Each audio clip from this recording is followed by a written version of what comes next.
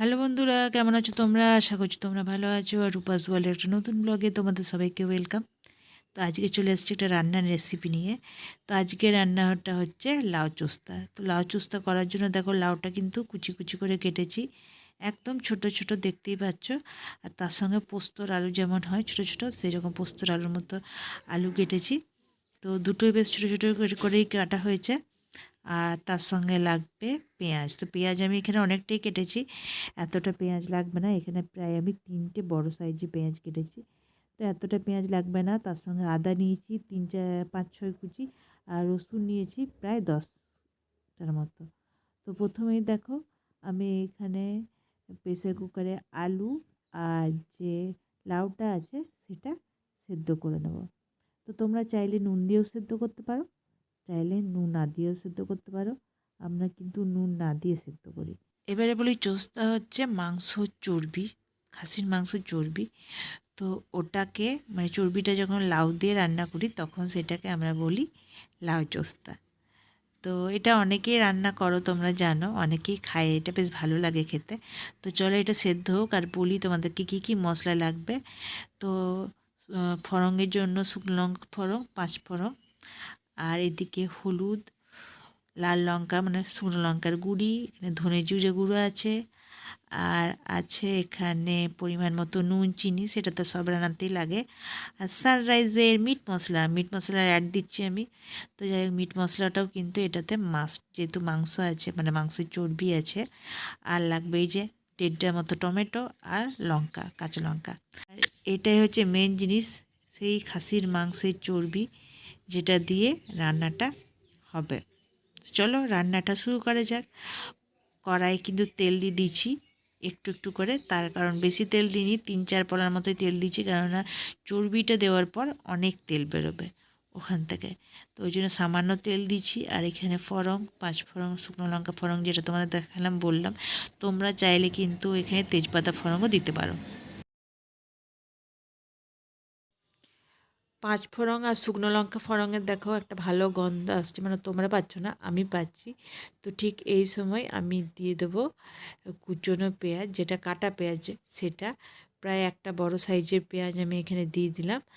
আর এটা বেশ ভালো করে একটু ভেজে নেব। তো এই রান্নাটা কিন্তু আমি শ্বশুরবাড়িতে এসেই খেয়েছি, মানে বাপের বাড়িতে শুনেছি আগে নাকি হতো, কিন্তু আমি বাপের বাড়িতে খাইনি কখনো, শ্বশুরবাড়িতে এসে প্রথম খেয়েছি। আর দেখো লঙ্কা দিলাম, কাঁচা লঙ্কা তোমাদেরকে আগেই দেখিয়েছিলাম, 4টে কাঁচা লঙ্কা দিলাম, আর কাটা টমেটো দিলাম। তো এবারে এগুলোকে একটু হালকা করে ভেজে নেবো আরেকবার।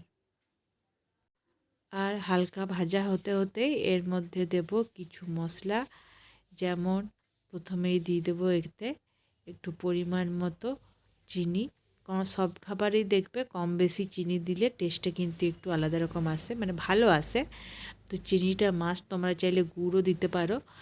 আর তার সঙ্গে দিয়ে দিলাম একটু নুন পরিমাণ মতো, শুকনো লঙ্কার গুঁড়ি, হলুদ গুঁড়ি, আর ধনে জিরে যেটা একসঙ্গে ছিল সেইটা।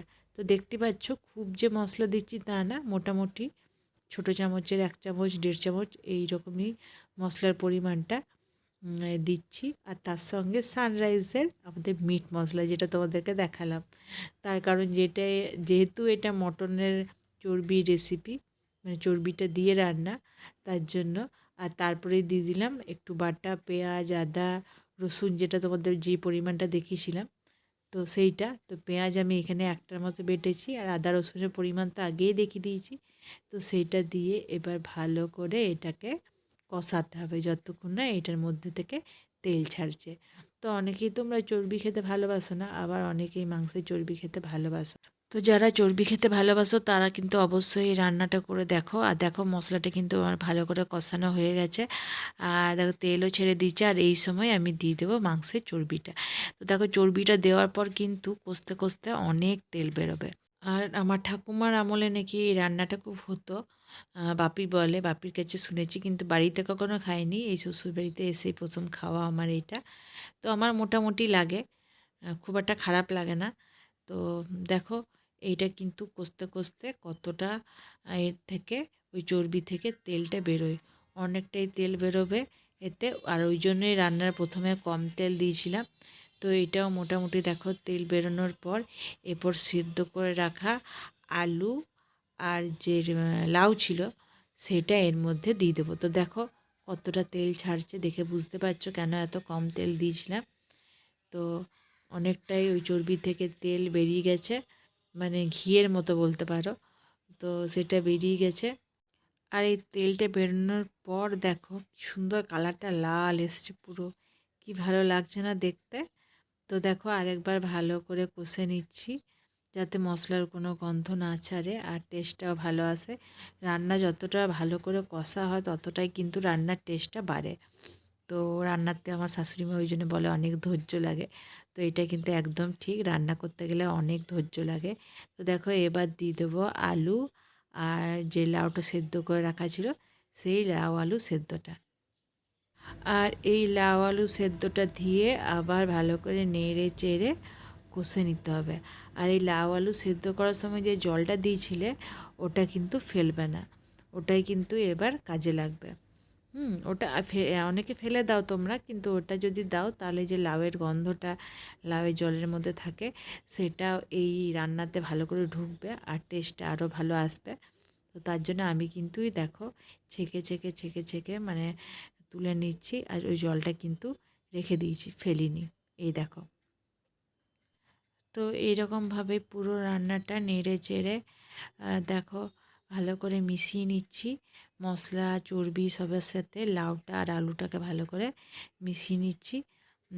তো এইরকম 1-2 মিনিট ধরে মেশানোর পর এর মধ্যে আমরা ওই লাউয়ের যে জলটা ছিল, লাউ আলু সেদ্ধ যে জলটা ছিল সেটা দিয়ে দেবো। তো একটু ঢাকা দিয়ে রাখার পর 2 মিনিট ওই লাউ আলু সেদ্ধ জলটা দিয়ে দিলাম। তো যেহেতু সব জিনিসই মোটামুটি সেদ্ধ হয়ে আছে আর মশলাটাও কষানোতে গন্ধটা চলে গেছে, তাই বেশি জল দিলাম না। ওই যেটুকু জল ছিল লাউ আলু সেদ্ধ করার পর সেইটুকু জলই দিয়ে দিলাম। তো এবার আরেকবার ঢাকা দিয়ে একটু ফুটিয়ে নেব, তাহলেই কিন্তু রান্নাটা আমাদের রেডি হয়ে যাবে। তো দেখো এই পর্যায়ে কিন্তু রান্নাটা আমার প্রায় কমপ্লিট হয়ে গেছে। তো মাখো মাখো একটা ব্যাপার এসছে, পুরো জলটা মরে গেছে যেটা দিয়েছিলাম। তো এরপর এখানে তোমরা চাইলে গরম মশলা দিতে পারো, না চাইলে না দিতেও পারো।